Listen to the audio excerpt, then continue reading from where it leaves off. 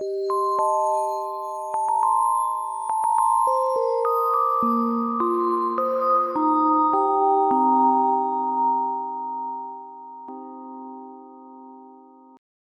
there are so many disruptive events happening, it is we have to find creative solutions to current problems. We don't have precedents of these kind of issues have happened in the past, and that's why people have to use their utmost creativity to develop different solutions to the creative problems that we encounter.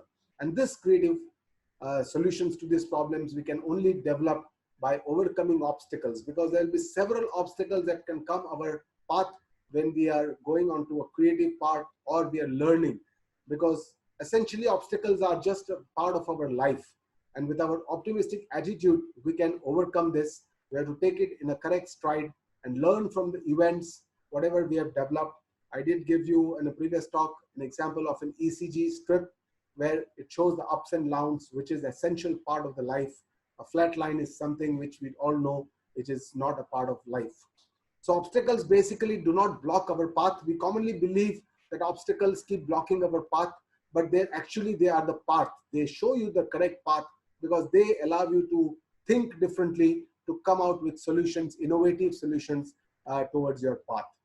So obstacles can actually be a stepping stone to success. And if you see and if you read the autobiographies of almost all successful people, you'll see that they have had to go through a lot of failures, and obstacles were actually the stepping stones to their success, because obstacles bring the fresh ideas, energies, and then you see an opportunity to learn and grow, which are more important and rather than roadblocks to success. And learning and growing is sometimes more important than success itself, because as I said in my first talk, success is more like a journey rather than achieving a destination. And as doctors, we know that how important it is to have a plan B and even a plan C in hand, because you may come up with a big surprise when you go into the abdomen, or if you get, even in today's world where we have so many imaging modalities, we get into a lot of surprises, emergencies where we have to think, take decisions, and do need to have fallback options to fall back upon if the first plan does not work appropriately. The true enemies are our other side of our personality, our emotions, our beliefs, our convictions, and sometimes our misconceptions, which are much more of the problem. And the failures teach us the best lesson, because we can, at that particular time, we can focus on whatever matters the most. You know, that ability becomes very profound in terms of most difficult situations or in the terms of crisis. The mind works very differently, and these are essentially leads to a stepping stones.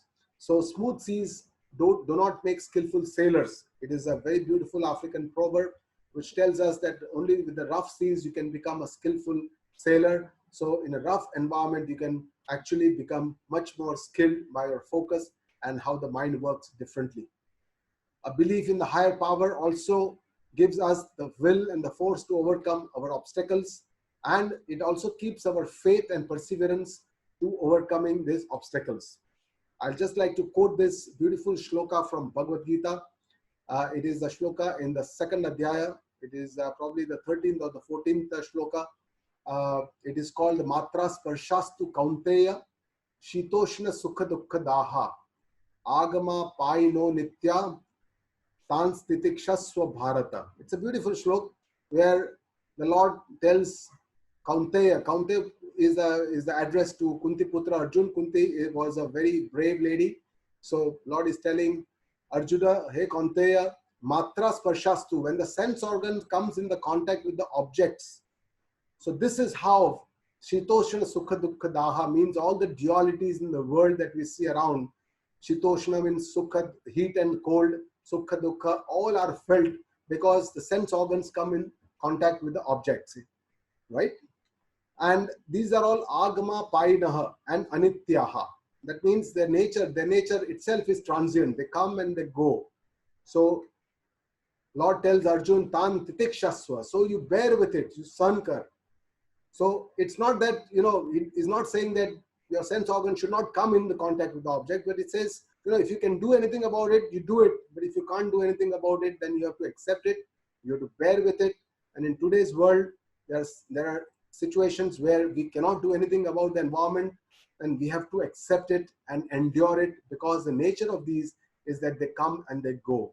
So these are some beautiful things that can help us to withstand difficult situations, difficult life situations, even a crisis when it happens. As we are seeing in the today's world, we are in the crisis, and there is a beautiful statement by Winston Churchill: you should not waste any crisis.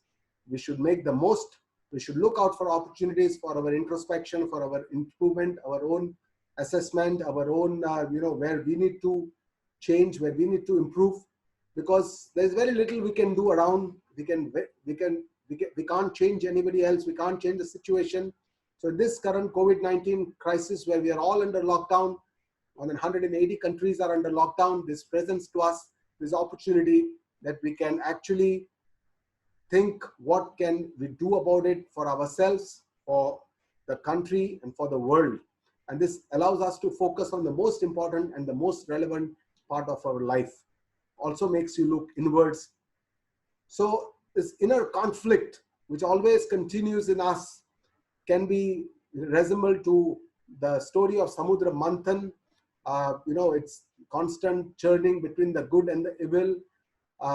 The Manthan between the Devas and the Asuras, as you know, the Devas had lost all their power because of for the ego of Indra. The Asuras were ruling the world at that time, and the Devas thought that they could have the poison and they could become more powerful again. And that's how they came to Lord Vishnu, and Lord Vishnu suggested to them to go for this Samudra Manthan. It's a beautiful story, as you all know, about Samudra Manthan, and so there are several good messages we can learn from this story, that we must have the right intentions to get the power. What is our intention? Whether we want to make good around the world, is that the reason why we want to get the power? And churning brings out the best. The final product after the churning was the nectar. But before the nectar could come, there were several other things that we had to endure. And one of them was even a poison, for which Lord Shiva had to be called to take the poison. So essentially, it's a teamwork, which is very important. We have to take even help, not from our colleagues, but even sometimes from our enemies, to get the best out of the current situation. And we have to share the fruits of churning with everyone. It's teamwork, and we have to sometimes get divine help. Say, for example, in Samudra Manthan, they had to take divine help several times. And Lord himself came as a turtle avatar, Kurma avatar, to, when the Mandara Parvat was going down with the Vasuki Nag. So the God helped to avoid a disaster. So divine help can help us. We can go within and look for some creative solutions within ourselves. And we have to use diplomacy and use tact in situations. Say, for example, when Lord knew that there will be a lot of wish coming out from the mouth of the Vasuki snake, and he wanted the Devas at the tail end. They said, you tell the Asuras that you will be at the head end. And then the Asuras will say, no, we don't want to be at the head end. Why should we be at the tail end? Why don't you go at the tail end? So that's how the Devas went to the tail end, and the Asuras went to the head end of the Vasuki Nag. So this is the diplomacy and the tact that we all need to use when we have to get some outstanding results. So with this, I come to the end of the presentation. I just leave you open with a lot of creative lessons, creative ideas that can come up from these mythological stories that have weaved us within us. And we can learn a lot from these stories, and we can put this in our real life situations, and we can actually, go ahead with renewed spirit from what we are right now, and make the best of the opportunities and the possibilities that are hidden within us in these terms. So thank you all very much.